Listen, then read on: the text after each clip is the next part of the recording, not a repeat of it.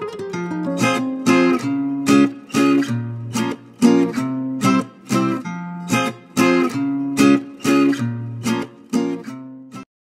guys, welcome back to my channel. Thank you so much for being here. And through these times, be strong, be safe, and know that you are loved and blessed. Today, guys, I'm gonna make an easy recipe because there may be times when you go to the store and there's no bread. Well, guess what? You guys can make your own. And I'm gonna show you how to make it simply.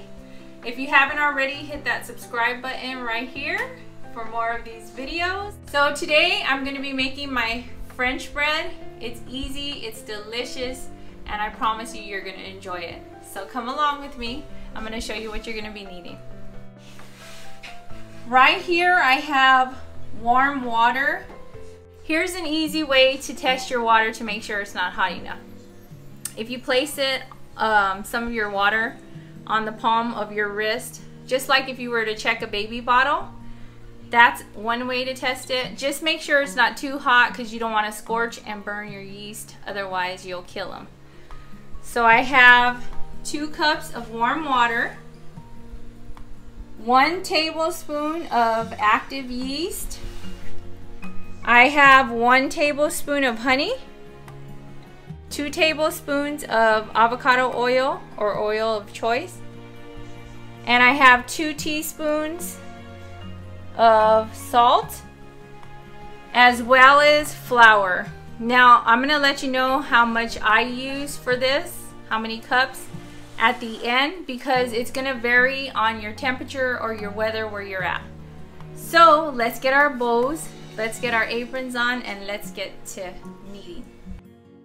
So now the first thing I'm gonna do is I'm gonna take my warm water, and here's something that is a little trick for you guys. If you guys have trouble getting your honey out, you can spray it with a little bit of oil, or you can just place some oil on your spoon or wherever you have your honey. And then I just plop my honey in there. If you don't have honey, you guys, because things are scarce, you can also use sugar for this part. What the honey does is it just activates your yeast and feeds your yeast so it can grow and rise. And this is something I have learned because I've been working with breads for many years. I enjoy making breads, and I'm sure my family appreciates them. Sure do. Just like my cute, handsome cameraman, my Charles. So now what I'm gonna do is I'm gonna let this sit. Now some people say even when I get already active yeast, or if I get just the regular yeast, I still do this process. And this is because if your yeast is bad or it doesn't activate at this point, I wouldn't recommend wasting all your other ingredients, because that's precious money and that's also precious time. So I just wait till my yeast, I know my yeast is activated. So see it? Look it, guys. See how it's popping like that? Popping like hot cakes. That's how you want it. Because that little foamy mass, that little foamy goodness is what's gonna give your bread that yummy goodness in there. You guys, so now that my yeast is nice and foamy how I want it and activated, I'm going to place my other ingredients in the bowl. Now this is what I do. Today, guys, you're in for a treat because I have a KitchenAid mixer, but I'm going to be showing you guys that don't have KitchenAid mixers how to do this recipe by hand and knead it. So the first thing I'm going to do is I'm going to pour my oil in a large bowl. This recipe usually makes 2 pretty good size French breads, so you guys are going to enjoy that. And then to your oil, I'm going to add my mixture with my honey, and I want to make sure I get all my little babies out from here.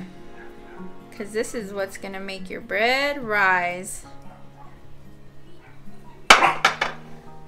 Alrighty, now that I have my water mixture with my yeast and honey and my oil, so I'm not going to place my salt into it at this point because sometimes salt deactivates or messes with your yeast. Now I'm going to add my flour, and I'll let you know about how many cups I'm using, and I'll put it in the beginning as well. Here's one. I'm going to add about 3 at first, and then I'm going to mix it in. Here's 3.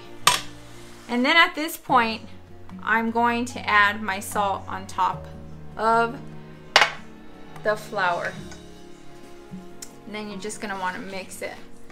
Mix it in with your spoon. Have fun. Guys are going to get a workout doing this too. So you're going to get exercise and you're going to get some yummy bread out of it.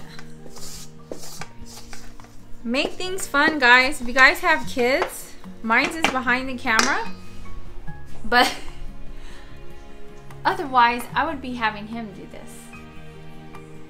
So now, see how it's so sticky? You don't want that. I'm gonna add another cup right now. If you want, if this is your first time adding bread, you can add half a cup at a time till you get the consistency you want, but I've been making bread for a while, so I kind of know how much flour I'm gonna need. So make sure your hands are clean because you're gonna have to use them at this point.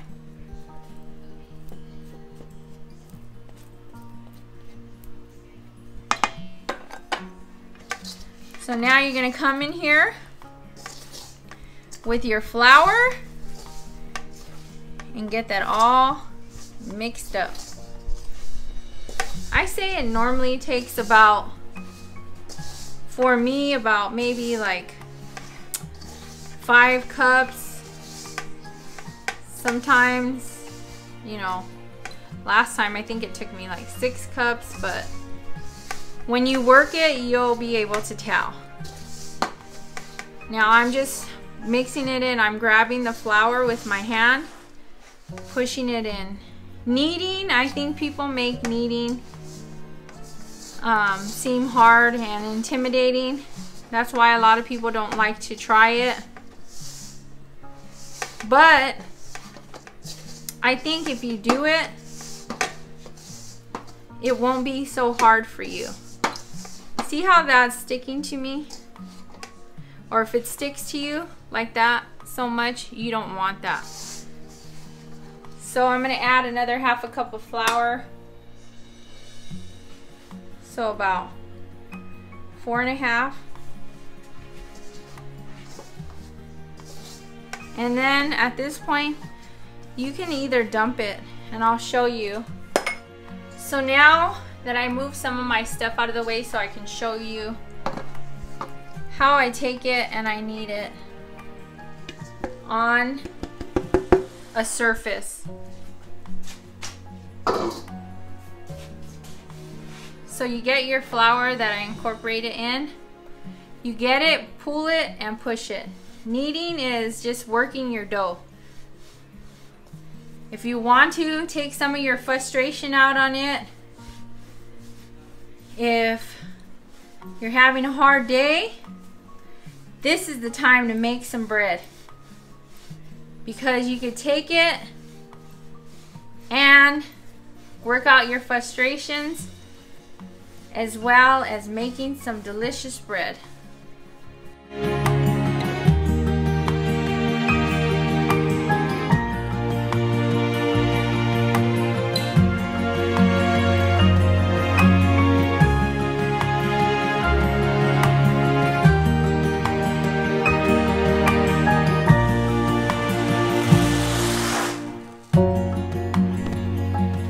Kneading, pull it in and roll. That's how I knead. Turn it In and roll. In and roll. I usually do it like a couple of times. And you just want to do this for about anywhere from 10 minutes, just till you get your dough smooth. You don't want it too dry. See my dough? It's kind of a little tacky. Put your half a cup on the side, because it's better that you work it in instead of putting too much. If you have a machine, you could do it in the machine, but I'm showing you how to do it without the machine.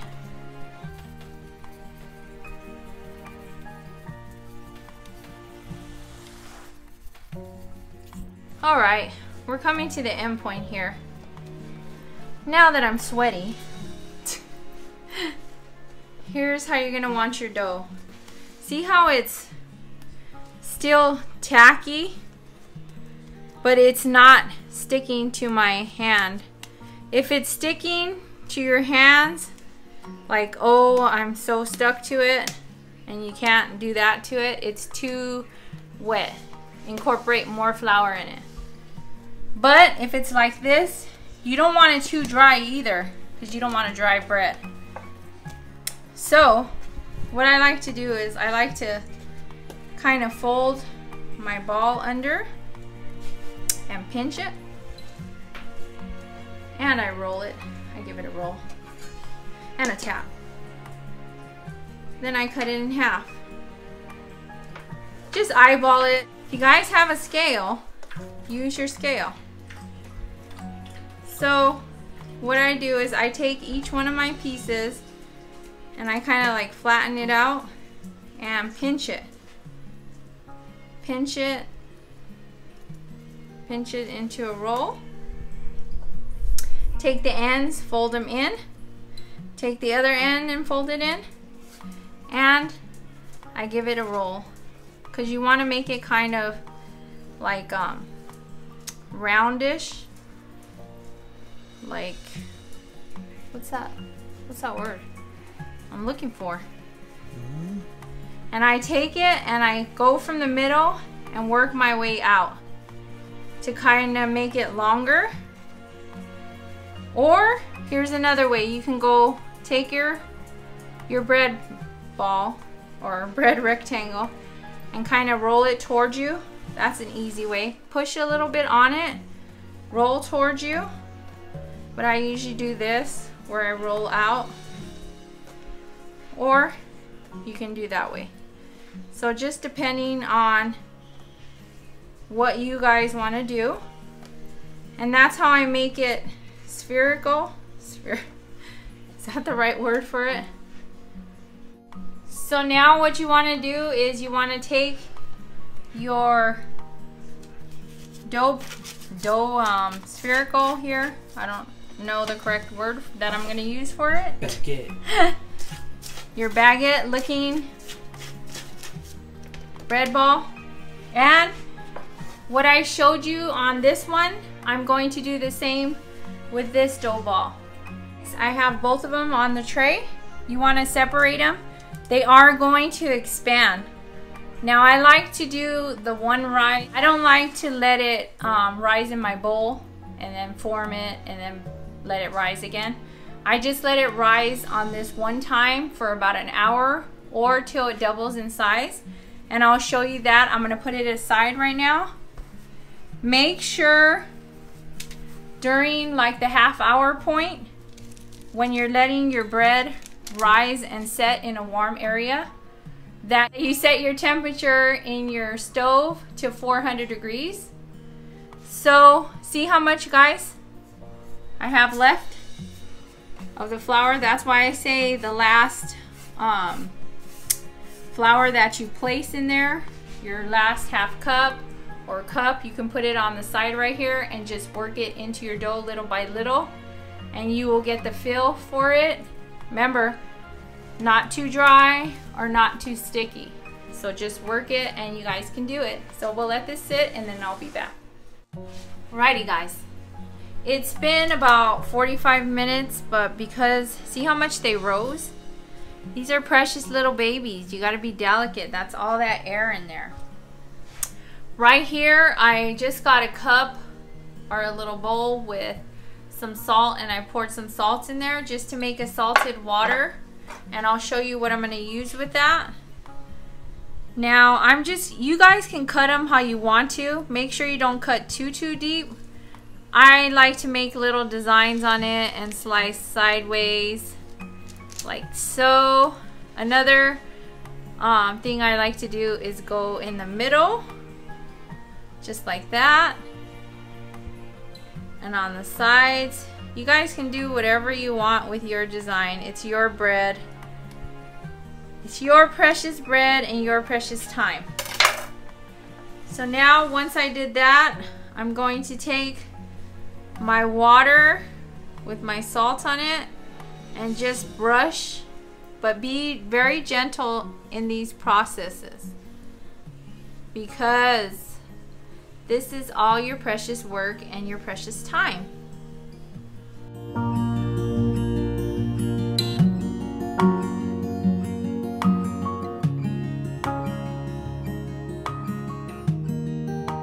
So now I'm going to place these cuties in my preheated oven of 400 degrees, and they're going to rise even more, and you just want them till they're brown and crispy on top, and I'll show you that. But here's another thing I like to do, guys. I like to take a couple ice cubes and place them either in a bowl, but sometimes I just do this, guys. Create steam, and it creates steam for this outer layer of your French bread. So we're gonna wait till those cook, and I'm gonna time them for about 20, it depends on your oven, anywhere from like 15 to 25 minutes. Now I'm gonna check on the, ooh, guys, I think they're done, and it took 18 minutes in my oven. You hear that? Crispy on the outside, and it's gonna be soft and supple in the inside. Woo. Woo. I don't know if you could catch that. Look at all that fluff inside because they stuck together. So once this cools off, I'm gonna put them on a cooling rack and put a tea towel over it like I did when I rose it, and I'm gonna let them sit before I cut it and I show you. Now that they cooled, guys, here's how they look. And see, they're not as crisp, like hard like they were, but they're still got that firmness. Which one should I cut, Charles? Either one, they're both gonna be good. I'm going to cut this one.